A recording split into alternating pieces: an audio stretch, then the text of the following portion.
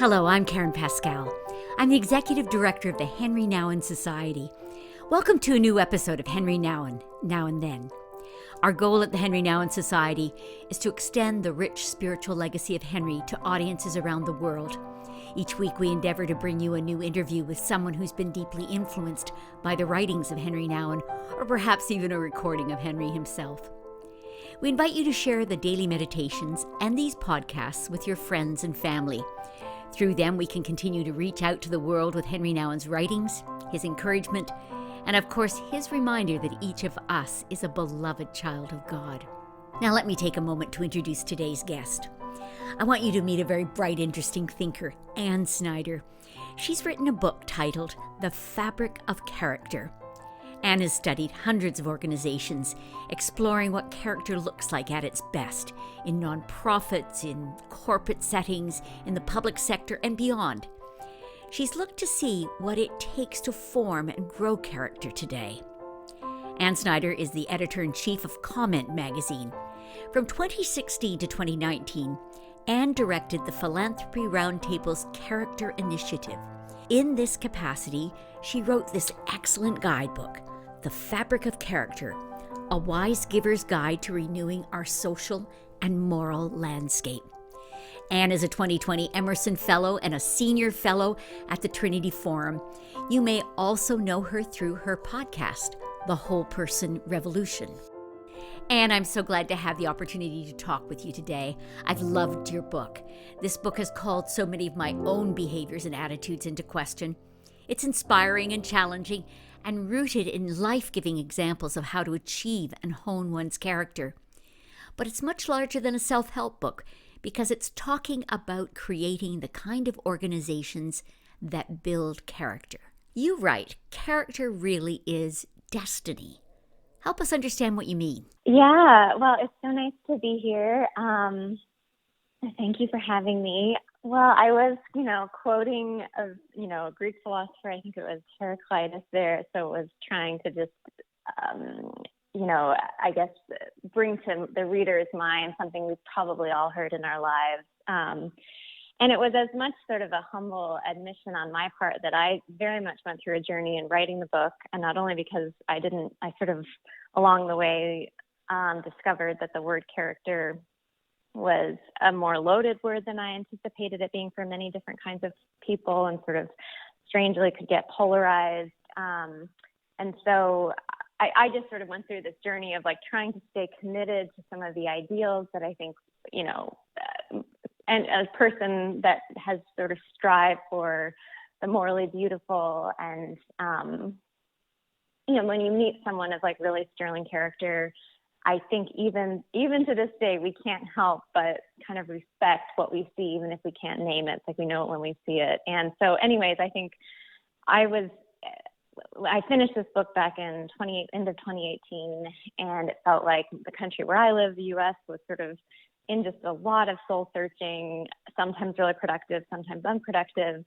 And that for all of our, on the one hand, and this is in contention right now, but I think back a couple of years ago, all of our sort of idolatry of meritocratic logic and what it is to achieve, and sort of putting winning as the number one value or success in a certain kind of maybe materialistic or status-oriented metric at the top.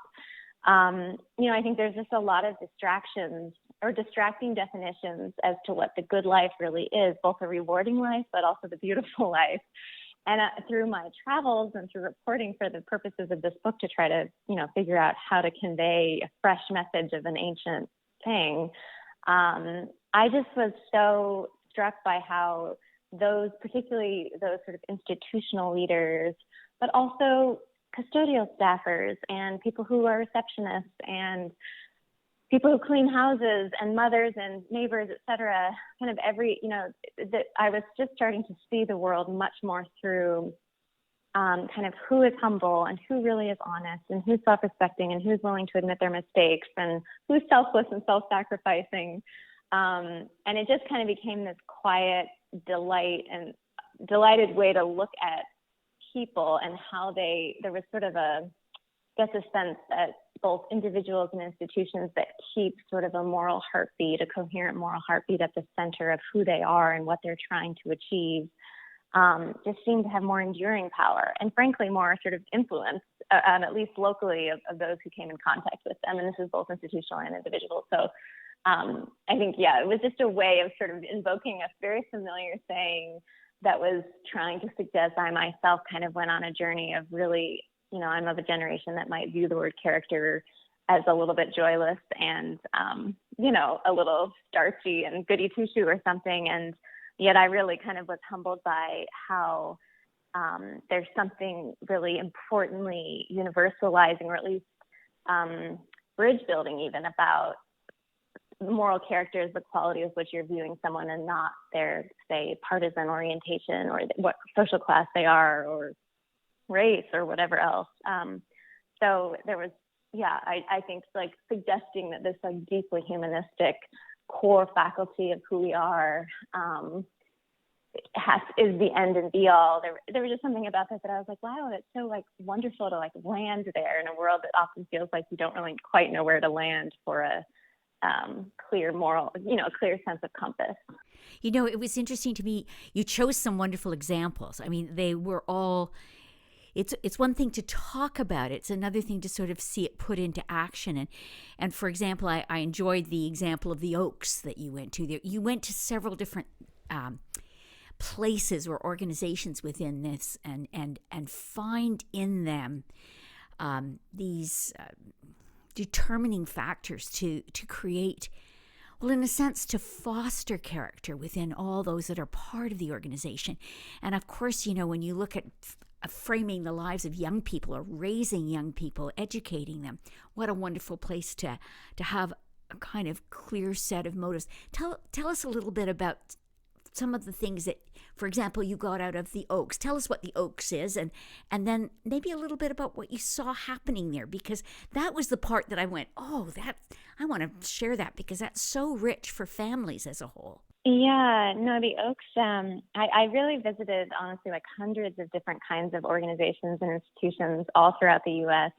in an effort to just grasp try to find the thread through this quote unquote middle ring of all these different kinds of institutions. And the Oaks just really captured my heart and mind. I got there and I was immediately, again, to get back to this sort of notion more recently, I think, of the word character having baggage, and a lot of people in our current, very pluralistic moment and society that's going to only become more that way are often would say things to me in the course of this work like, well, what kinds of character are you promoting and whose character? And are we talking about a certain like waspy set of, or say male waspy Protestant ideals from 100 years ago? We don't want that anymore. Like that's culturally sort of imposing. So there's all that kind of pushback, which I have to go a little soapbox. I won't here, but sometimes I found that a little bit like just wasting time, people's pushback on that. But what the Oaks just sort of did, it sort of cut through those kinds of objections and paired both a real love of beauty and of healthy relationships and sort of shaping young, kids' desires in a very diverse setting. So it's one of the most ethnically, racially, and socioeconomically diverse schools in the state of Indiana. It's actually a network of schools, and they kind of pair both kind of classical education with a philosophy of an English educational reformer from the 19th century that I had not actually known before, named Charlotte Mason.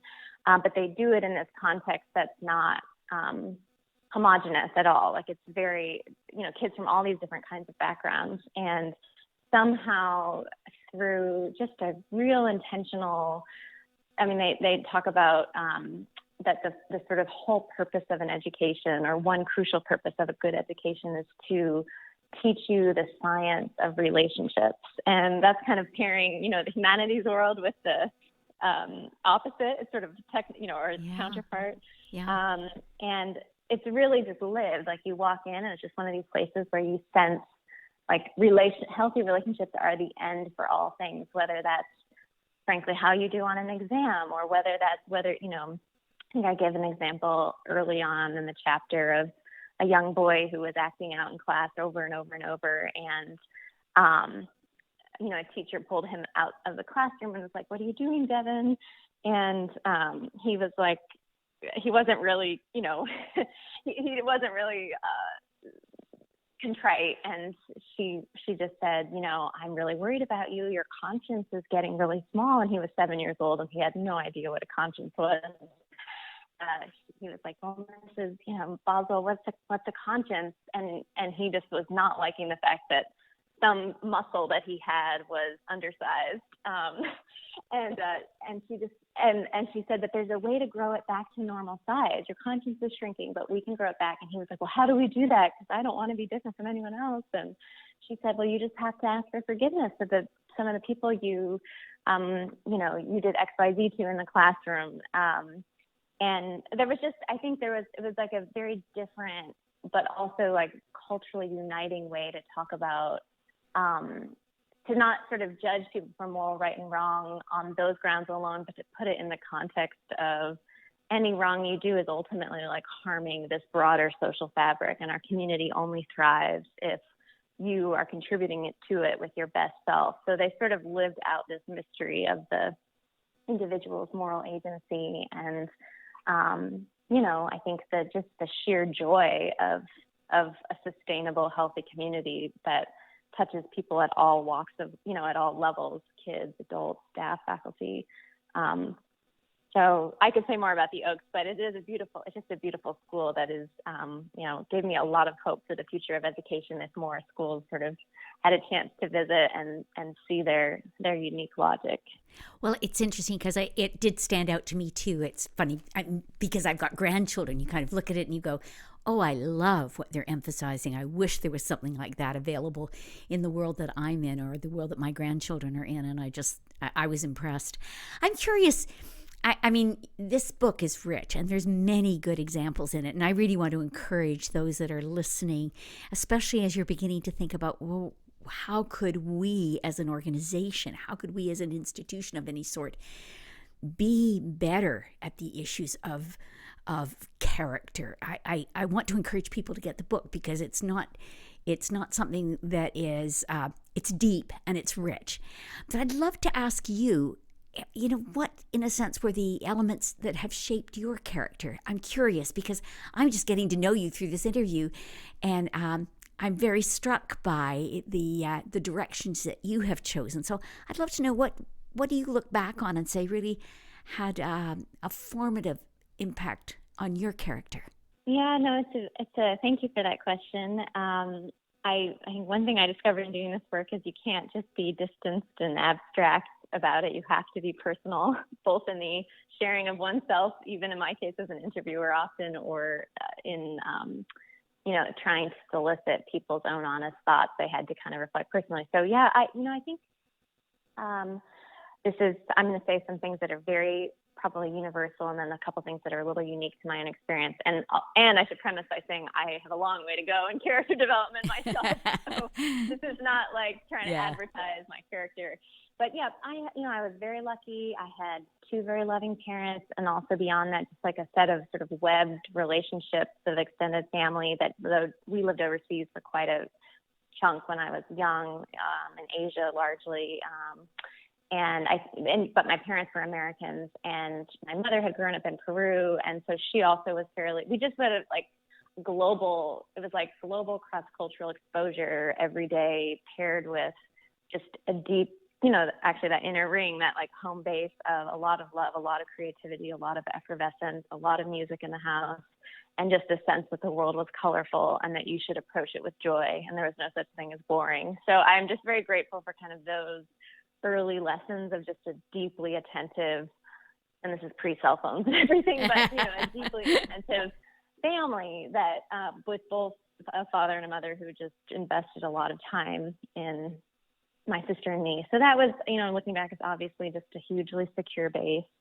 I think the cross-cultural experience from a young age has always been just a part of my desire to try to listen first and be curious. Like I really don't like labeling people because I just feel like if you've kind of been in multiple not moral universes necessarily, but cultural universes, you just grow up assuming everyone's so much more complicated than one singular narrative. And I think especially right now in certainly the American environment, I'm just so grateful that I don't feel imprisoned or feel forced to imprison other people in some, ideological category, or just give them room.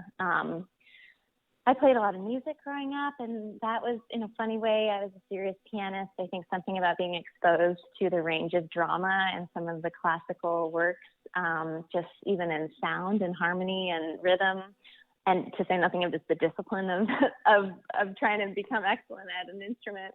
I actually felt like that deeply shaped my own sense of, just the gradual day-to-day work that it takes to try to master a craft, but also some, what you learn in performing, but just the music itself, I think sort of really gave me a wide emotional, hopefully not too emotional, but a wide emotional life. And then I came to a Christian faith in actually a very secular high school environment, which I have met many incredible people who have zero faith or are atheists, and sometimes they're a lot better than those who are religious. But in my case, I think I discovered this like personalist and coherent vision of,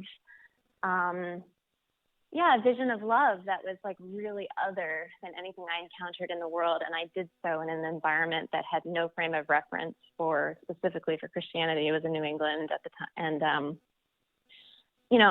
I think being both convinced that I'd found something really gorgeous and true, but having to be very alienated about that sort of newfound faith as a teenager, probably just, I don't know, it wasn't always easy, but it gave me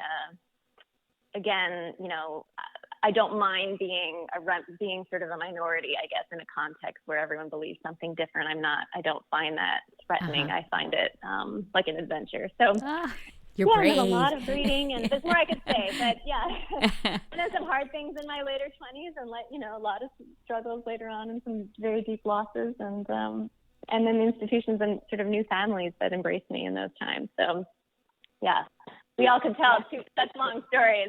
Yeah, that's interesting. You ended up at Wheaton, didn't you? Is that where you studied? I did. Yes, this was a culture shock at the time for me, but ultimately a good one. Yes. Well, I'm going to go back into the book, because one thing I'd love to hear from you about. You wrote, when you visit elite college campuses today, it's striking how outwardly driven students are, how sensitive to external feedback. Millennials are simultaneously stressed and coddled. Often their sense of self seems driven by the acclaim of others, which can lead to poor decision-making, unnecessary anxiety, and hypersensitivity to uncomfortable content. And then it's funny, because as I read that, what you really seem to be looking at and saying is, and asking, have we created a generation of praise junkies?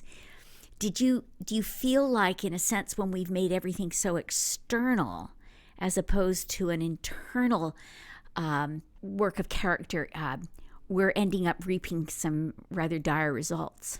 Yeah, and I say so. I do think we have, although it's complex, and I want to say that we've created a generation of we, or society, or the boomer parents, or something, whoever you want to attribute. Yeah.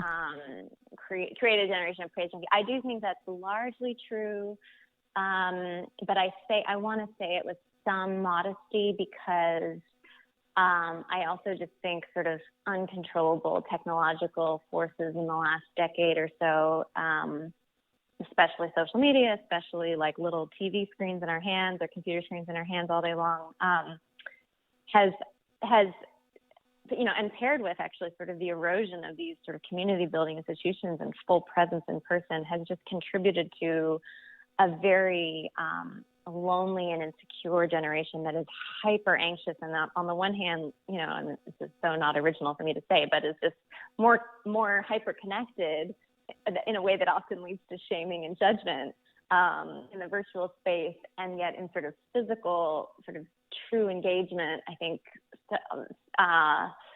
just feel very much without a moral compass, very much without sort of a coherent, meaningful community that they can find their own role within.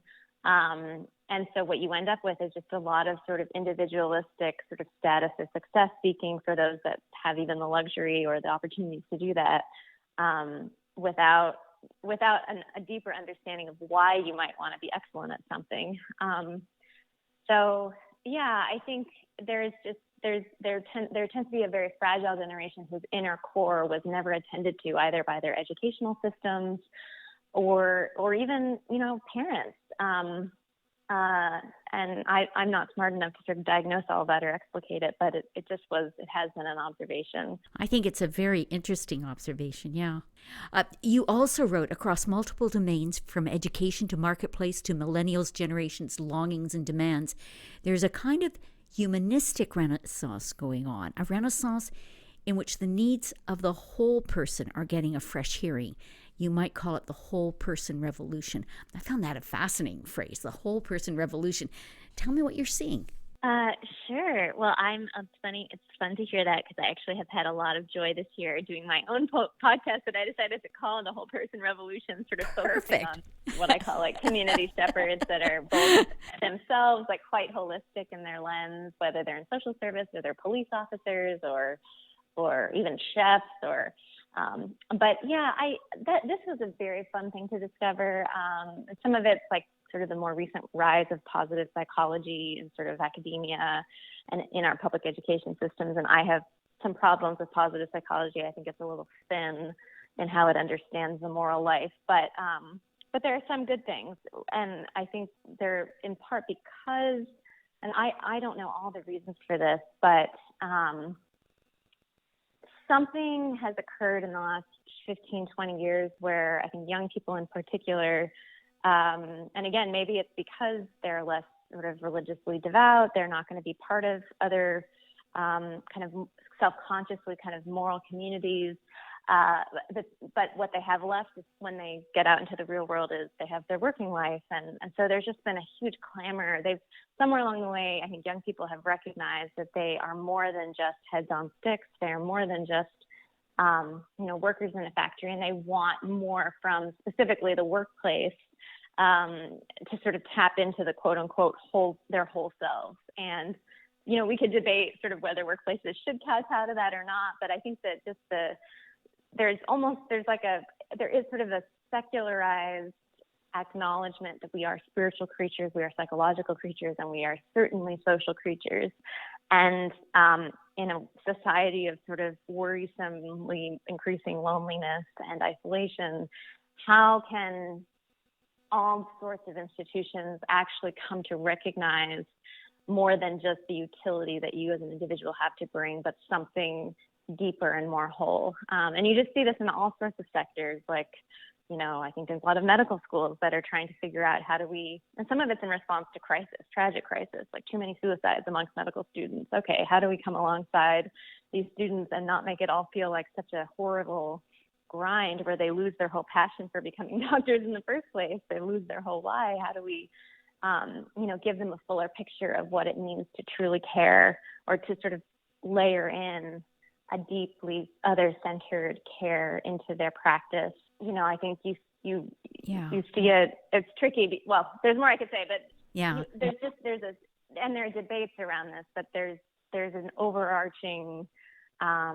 You look at some of the more successful TED Talks in the last 5 years, and they've all been like deeply humanistic in what they're pointing to. And so for all of our investments in STEM and all that, all of which is fine and good, I think you've got also a lot of other thinkers and doers who don't want to allow us to become dominated by purely machines. There's like a recognition of the human soul and our longings as a part of it. It's interesting because as I read your book, one of the things that I kind of felt was an underlying current was the longing for community and the longing for good relationships, and for people to even learn how to have a good relationship, how to repair relationships.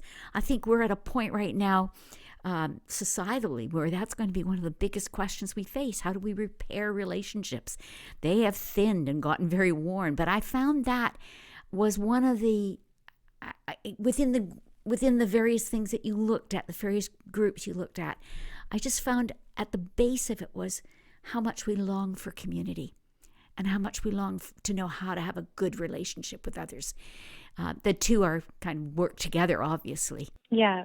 in your book, you introduce 16 questions. There's sort of a guide to great character formation. And obviously, I'm not going to ask you for all 16 questions because they're pretty deep and pretty intense. But I wouldn't, and I'm going to encourage people to get the book because I think you'll enjoy it. But I would like to say, are there any that you would like to share that you say, should be considered? A few that you thought were kind of interesting that maybe we haven't touched on? Sure. Yeah, no, I always I always laugh because when I talk to teachers or pastors or anyone who's in a position of public speaking, when they hear I have some sort of 16 points or 16 questions, they're like, are you crazy? You should only have 3. But I just couldn't, I reduced them as much as I could. And they were really born out of observing some of the healthiest, organizations that really are forming and sometimes transforming young people, adults, et cetera. They're all important, but I would say a few that I'll just mention here is actually, one of them is just the first one, and I use an old word called telos or telos, and it's basically, I think I expressed all of these principles in the form of questions so that both the philanthropic world, but also organizational leaders might have a rubric to kind of ask, sort of self-interrogate as they think about the culture of their own organizations. And the telos one, I think I said something like, does your organization have a clear, strong reason for existing in the world that's embraced and pursued by all of its members? Does it give its members or constituents like organizing criteria for what to love? And, I think it's sort of a very big question. Again, it gets at this notion of, do you have kind of a deeper why than simply a materialistic reason for being or, pure profit or whatever. So that was one. Another one, and this won't happen everywhere, but, vulnerability and accountability has psychological safety been established such that individuals feel free to be honest. Is there a structure of mutual accountability? And I think that is something like so many young people in particular, to go back to our earlier conversation, just crave, but they don't even totally know how to allow themselves to be seen deeply and to see another deeply. And there are certain organizations that just model, they both sort of give you the space to feel like whatever I say is sort of safe, even if at a certain point I will be challenged to grow. But I am allowed to sort of divulge some of my deepest struggles in this setting. Another is, this was just a sign that something was usually going really right in a company, in a school, in a local healthcare facility, sometimes even. I think you can even find this in AA or sort of recovery groups. And this is joy. Just, is there joy in the house? Yeah, absolutely. I think I added like our hospitality and unconditional welcome, a key part of the organization's DNA. And there's a lot more, I think this is sort of an ancient spiritual principle, but there's a lot more science in recent years that is really fascinated by the presence of joy. And, for instance, going back to the Oaks Academy, that's the first thing you notice when you not even walk in the halls, you're just walking up the steps of one of the campuses, is just this deep sense of welcome and delight that the children and the parents have as they're departing one another and the kids are going into their adventures. And I think there's some like really very prominent social scientists at Johns Hopkins and elsewhere, and they'll say things like, we've learned that you don't actually learn unless joy is a part of the process. And so it was kind of fun to feel like something that feels probably obvious at the intuitive level is now a whole sort of field of study. In my own life, I know that what I have found is that I need joy and peace to mark a decision. That to me is something I look for. I look for joy. It needs to be the marker of, is this the right path? Is this the right decision? I find it's become something I watch for. Did you want to share one more of those 16 wonderful questions you got? I'm curious. Sure. I'll share one more. This and some of these are in slight tension with one another, but one that I think is still important is I think I framed it the power of the particular. So does the organization have a particular identity, a fixed set of norms that gets passed on to its members? Does it have a unique quality that is recognizable in those it has shaped? And, some of this is just also a sign of like perfect community that you've been a part of, that you're so proud to have been a part of. Sometimes I wouldn't say they're all character forming, but of course you can find this in certain fraternities and sororities, but you also find it in military veterans. You find it in those who have been through AA groups. You find, even my own alma mater, Wheaton, which was not a perfect place, but, I meet fellow Wheaties now out and about in the world. And even, it's funny, like you can almost, there's just the subculture of the place and the way in which they shaped us intellectually was different and unique and intentional. And you can kind of sense, when I meet these other brains, I'm like, you're a Wheatie, aren't you? And there's something about that just hints at like an intentional, like you believe certain things, and they could be at any level, deep or not so deep. And you sort of structure your institutions, rituals, and whole culture in such a way that it like leaves a fragrance on the people who traveled through. Beautifully put. And you wrote in your book, ultimately, when it comes to character, we're shaped by the things and people who mean the most to us, in part because they command our affection and respect, but also simply because of our natural inclination to spend more time with them. Well, of course, David Brooks is your husband, and he is also somebody who's written about character. And I guess this is no coincidence, but I was curious about how you've influenced each other, whether he's been the greatest influence on you or you on him on this issue of character. I'm curious. Well, we joke now, it's sort of sometimes hard to know where one person's mind ends and the other begins, which I suppose is marriage. You sort of blurring into one another. Back in the day, we actually got to know each other through his writing of The Road to Character, which I think came out in 2015. And he was at the time really trying to write a book about just what he would call epistemic modesty or epistemological modesty, like basically being sort of cautious about thinking you know everything. So it's a little bit more of an intellectual virtue.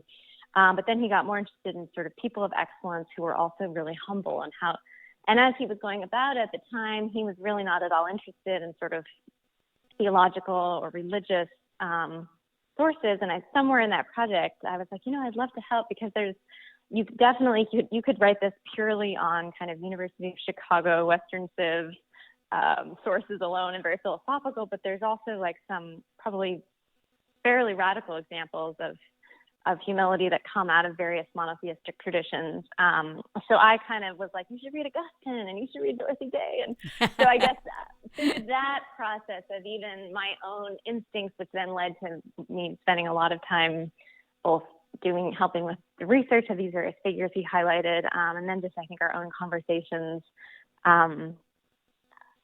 I don't mean to sound, but I probably opened his eyes, like the transcendent, that sometimes it's hard to make sense of one's own shortcomings and blessings without some reference to a transcendence. So I think that was probably key. And then I didn't realize I had some particular distinctive kind of focus on the moral life and all of its aspects, but I think he really encouraged me that I would think like 20 years ago, maybe certain, like, I don't know, let's say Oprah or pastors or name a variety of folks who talk about that, like and they obviously have large followings, but it wouldn't be taken seriously or it wouldn't be part of like some of our large problems as a society. And David just always, I think early on, he was like, actually more and more, like people are worried about sort of impoverished relationships and are worried about a society that doesn't have a shared moral narrative to bind them together. And I think some of your native interests are, could come in handy. So, yeah. And of course he shaped me in a million other ways. Oh, I'm sure. I thought it was such a surprise because I have David's book and, put two and two together and went, you're both interested in character. This is really quite something. Now, I know you've also been deeply influenced by Henri Nouwen's book, Compassion. And I'd love to hear a little bit about that. The subtitle to this book is A Reflection on the Christian Life. And I think it's significant that it was a collaboration that came out of three people talking through how to live compassionately in their world. And it was funny. It was kind of the early 60s, and they're worried about this. And I'm thinking it was the most important question they felt they could address. And I wanted to mention all three authors. Henry was obviously one of them. Don McNeill and Douglas Morrison was the other one. And there's an additional beautiful component to this book, and those are the drawings of Yeah. Joel Villartiga. I think that's how you'd say his name. Mm-hmm. And I just love to hear what you got out of this book, because as I looked at their thing of saying, this is the most important question we can address today, and they're talking sort of middle 60s, I feel like there could never be a more important question than we could address right now. So tell me, how did compassion influence you? Well, that book was like very vital and a turning point for me, both in my faith and even in my sort of longer term vocation. I read it when I was 19, maybe 20. And I still remember the introduction of those three authors talking about putting their notes down on maybe scraps of napkins and papers in a Greek restaurant in DuPont Circle in Washington, D.C. in some year in the 60s. And I know that I'm pretty sure I've been to that restaurant. It was like a deli, Greek deli kind of place. And I sort of get shivers going there because the book was so impactful. But, it came upon sort of a time in my life when I was exposed to the mysteries of sort of pain and poverty and selfless love all together. And I won't go into that story, but I was really trying, I think my understanding both specifically of kind of the God of, Judaism and Christianity, as well as I think and almost sort of encounters with an otherworldly love I had experienced from those who had almost nothing to give. I was wrestling with how these paradoxes of why did the sort of spiritual depths of a person somehow seem forged through extraordinary suffering or through being really neglected or being really marginalized. And I was drawn to it, but afraid of the suffering. And I think this book, Compassion, which is, of course, naturally translated to Suffer With, gave me language and portraits of the same God that I was getting to know more deeply, and also of like a more sort of trustworthy form of love that was fearsome and yet also really, really tender. So I wouldn't necessarily, I hope compassion is a part of my life, but it's more that I think it was,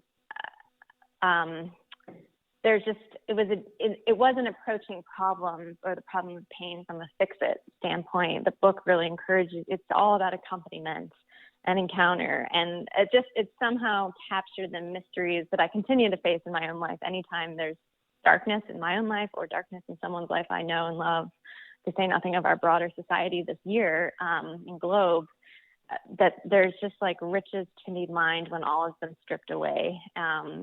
And especially in the religious context, I feel like I have been so fortunate to have been really compelled by a tradition that has within it like one who suffered and one who cries with you and so on. So it kind of gave me just a tenderness in the flavor of faith that I'm really drawn to, and the flavor of persons that I'm really drawn to.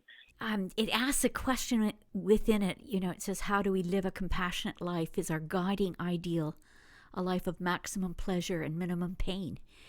And it to me comes back to your questions of character. What are we? What has become our core determination, and how are we going forward with that? Have you read any others of Henri's books? Are you at all familiar with other writings by Henri Nouwen?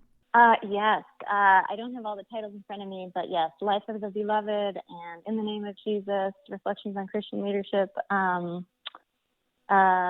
There's one that is like a series of his diary entries he wrote to himself when he was really depressed, and I'm blanking on what it's called. Maybe The Inner Voice of Love. Maybe that was the Inner Voice of Love. Yeah, yes. Yeah. What's actually a cool story is some years ago I worked at this ecumenical retreat center in West Texas called Laity Lodge, and about a mile from the main lodge is something called the Quiet House, and the lodge is very ecumenical, so Catholics, Protestants, Orthodox have come there over the years, as well as secular folks, but it is rooted in a sort of Protestant tradition. And in the 60s and 70s, before this became more sort of happenstance in the Protestant world, they wanted to sort of borrow from the Catholic monastic tradition and build a little cabin that would encourage silent retreats for married couples and singles. And long story short, I was working for this retreat center years ago in Texas, and I had this journalistic background, so they asked me to come and go through these journal entries that had been kept in diaries in this tiny little cabin in the middle of the woods for 45 years since the beginning, and they wanted to sort of archive it. So I'm going through, and I'm all by myself, and I was kind of personally going through a bit of a tough time in life, and I'm reading all these, trying to put my journalistic eye on, but also feeling quite like it's very touching to read these, basically people describing their encounters with God or these spiritual experiences in the woods in this house. And I'm turning the pages, and I'm in like 1971 or 2, somewhere around there. And I see this beautiful handwriting, and it's saying something like, wow, I'm so grateful to have had the leisure, or to have had the gift of being able to stay here. This is very thin air in these woods, and I just, have much closer access to the inner voice and to God. And while here, I've been able to finish 3 books, a book of something, a book of prayer, compassion, and one other. And I'm reading this, and I'm thinking the whole time, I wonder if this person is still alive, because I just love the way they talk, and I feel we would be friends. And I can't believe he also loves Henri Nouwen, because that book changed my life. And so I turn the page, and it keeps going. And at the end, it says, with so much thanks to the H.E. Butt Family Foundation that, built this place, signed Henri J.M. Nouwen. Oh, in large wow. letters. So you have to believe, for staying in a cabin that hadn't been renovated in 45 years and possibly sleeping on the same mattress that Henri Nouwen himself. I mean, it was just like goosebumps, like you can't believe. It was very special. So Yeah. I feel like I haven't read all of his books, but I've read some of his private thoughts.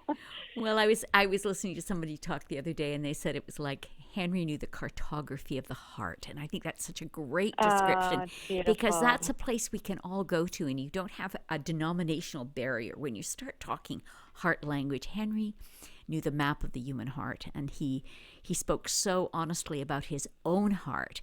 If you read a book like The Inner Voice of Love, that's a time of great struggle in his life, and yet there's such an intimacy and honesty in it. And it pulls us forward into that kind of realness that we're allowed to have and that we can give to others. And it's interesting. What a unique experience that you overlapped with Henri. And as you said, maybe slept in his bed. Who knows? That's really special. What are you up to these days? Tell us about what's happening with Comment Magazine, and what's your vision for this? Where are you heading? Yeah, well, Comment has, I'm really excited. I feel we're sort of poised at a fresh season of growth. We had a bit of a, I think, sort of pre-growth detour this year when the pandemic hit. We decided to sort of link up with a variety of other sort of like-minded but distinct publications and think tanks and nonprofits and seminaries and so on to create this platform called Breaking Ground, which I'm running, as well as running Comment. And it's an attempt to try to bring a theological sort of reflection and voice, looking at the past, trying to see what's being revealed in all the crises of this year, and trying to reimagine new institutions and new ways of being going forward from a distinctively sort of what we would call like 2,000 years of Christian social thought. And we're doing it in partnership with all these other organizations. And so that's been a big lift and total adventure. And some days really, really exciting and encouraging. And other days, it's just been a very, difficult year, I think, to see clearly, or I have found it that way. But so that has happened, and we'll probably turn into some other, I'll sort of release it next year, and it may become something else. Breaking Ground will. So I'll return to really focusing on Comment. And my vision when I inherited this amazing little publication was to honor. It's always been known as like deeply thoughtful and a little less sort of focused on ideological positioning or the world of faith vis-a-vis politics, and much more on, look, how do you love your neighbor well? And it does so in a really serious way, drawing from, 2,000 years of tradition, but also very sociologically and culturally sensitive. And so I've wanted to only continue that and perhaps deepen and broaden it by bringing in a wider array of voices that I feel, whether it's voices from the African American Church, or many more Catholics, or Indigenous voices, or Latins and Vietnamese. And I think because my own faith experience has been so cross-cultural in its cast, I just feel like it's such a pity if only one group of people demographics are kind of expressing sort of theological convictions from their cultural norms. So I'm trying to just widen the tent, and we maintain sort of another thing I try to do is bring kind of practitioners and thinkers onto the same pages, so they kind of converse with one another, and that just feels, the whole thing in some ways is like a publication that's seeking to build bridges between sectors, between cultural groups, between cerebral folks and more sort of street saints, as I call them. And we'll just continue doing that primarily through the print magazine, but we've got some fun plans to really expand our online offerings, and also, I think most importantly, try to build like really meaningful communities that are conversing about our content, and we're just really the trampoline for people to reknit better relationships in their neighborhoods and think about the good life and the well-ordered society and all of those kind of questions from a position of hope, and to do so in a way that's engaged and where they're relating with others, and we get to be the prompt that catalyzes a slightly more thoughtful, slightly deeper conversation. So, well, we are delighted to have this time with you. It means an awful lot. I'm so grateful. I can tell our audience that the reason that I found you was because we at the Henri Nouwen Society have been developing the Wisdom Project, which is something that we're gearing for grade 4s and is looking at virtues, and we felt like this was a place we wanted to put our foot in the door, and we're getting some positive help with that. But it was interesting because it was one of my people who said, "Oh, you've got to connect with Ann Snyder, and you've got to read this book." And I was just really inspired. So I want to tell people that it is a very good book, and I really encourage you. The Fabric of Character is worth getting.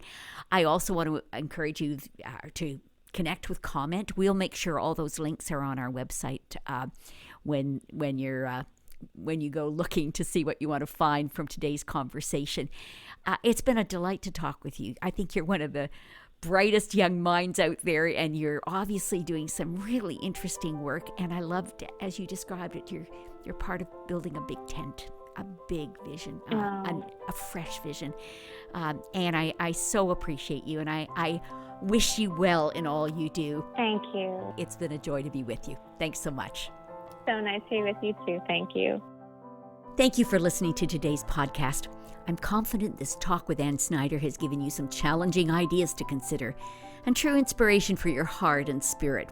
I hope you're going to share it with others. For more resources related to today's podcast, click on the links on the podcast page of our website. You can find the additional content that was referenced, the book suggestions, and other materials. Of course, we'd be very grateful if you'd give us a thumbs up or a good review. It helps others find that we are here and lets them know we have some rich food for the spirit from Henri Nouwen to offer. Thanks for joining us today. Until next time. Thanks so much for watching. Be sure to subscribe, give us a thumbs up, or follow us on social media for more Henri Nouwen content. For books, videos, and other resources, or if you'd like to receive free daily Henri Nouwen e-meditations, you can follow the links below.